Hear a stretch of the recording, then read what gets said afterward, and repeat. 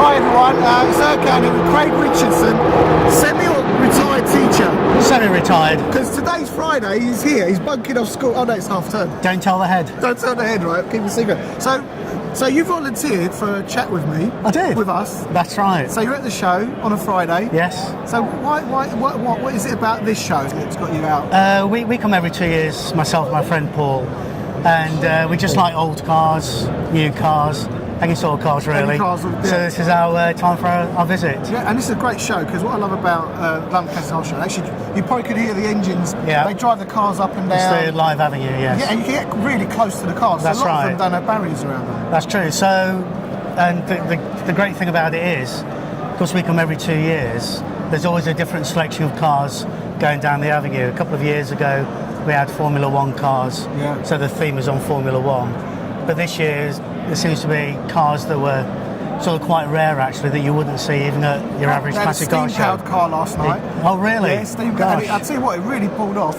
And one year they had rally cars. Right. Popping, That's right. popping all the way up and down, That's right. Quattros and things like that. There's a peculiar part of the track section going down where it looks as though everything's falling off the car. So I think there's something under the surface there. But it's interesting. It all adds to it. Yeah. So what do you drive? Do you drive anything interesting or? I've got a rung around Toyota Corolla. Yeah. Sorry, folks. But That's all right. That's okay. We can tune that up for you. About to give it to the daughter so she can learn. And I've also got a 76 MGB Roadster, which I've had for 5 years. What colour's that? Which it's flamenco red. Lovely, beautiful. Yeah, it's a car that I do drive it. It's not that it's sort of put away for high-day holiday. No, Yeah. sort of do about 5,000 miles a year in it. That's quite a bit. And the local shows, meet to the back of pubs, that sort of thing. Fantastic. So that's quite good. But in the podcast, quite often we ask people, what was your first car? My first car, as I can remember, was a duck egg blue Austin 1300. Google. Yeah. Austin 1300. Was it 1300 I think it was 1300? I think it was the 1300. I think it was must have been G reg plate, so it's 68, I think. So that's what I sort of drove as I. Best car you've ever owned? The best car I've ever owned was a company car, actually. Nothing very special. It was a Citroen Xantia. What? It was just a great car, very comfortable. A bit expensive on repairing the brakes every 5,000 miles a year. I was doing a lot of urban driving, but it was a very comfortable car. So your career was teaching. What? I was in retail clothing prior to that, and teaching for the last 15 years. What have you been teaching? Science teaching, secondary. Fantastic. You know what I love? Why do they call it science now? Because in the old days you used to say you did chemistry or physics or biology. Now they call it. Is that right? Well, up in Key Stage 3 until you get to Key Stage 4 in GCSE, you sort of do general science.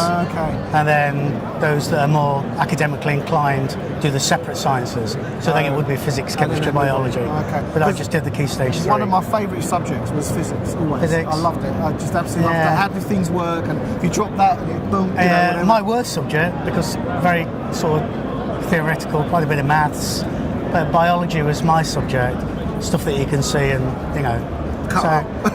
if you're lucky. Can't do much of that these days. You get to cut something up. When I was at school in the 70s, you did a lot of that. Yeah, absolutely. Yeah, no, I still absolutely love this show.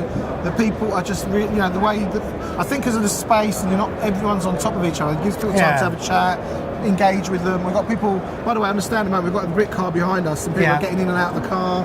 It's just this. It's very good, and it's good to see a lot of younger people getting involved with the classic car scene. And I was reading about the apprenticeships. I think Oxford College, maybe Cambridge as well, are doing apprenticeships for young people to work repairing cars, whether it's fabrication or the engines, etc. So that's good. So I think the average age for people working in the classic car restoration business was 51. Wow. Average. So it's good that young people are getting involved now, my view. And you can't do it from a keyboard.